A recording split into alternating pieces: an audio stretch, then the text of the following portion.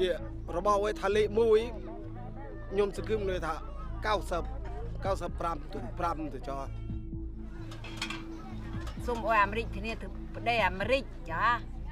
អយជួយខ្មែរចាអយជួយខ្មែរយើងឲ្យបានសុខសាន្តទាំងអស់គ្នាខ្មែរឲ្យមានវេទនាមើលមកដេកនឹងដេកចេះអាស្រោនៅពេញវាលស្រែមិនទាន់បាននោះស្ដាប់គេទីរត់រយអត់មានចង់ឲ្យជាក្រៀមពេញឆ្ងាយតទៅទីទេកូនចង់ឲ្យថាអូកូនក្រៀមទុកសឿបសងឲ្យកូនចង់ឲ្យចាប់តែស្អែកនេះសុខសន្តិភាពស្អែកនឹងណាកូន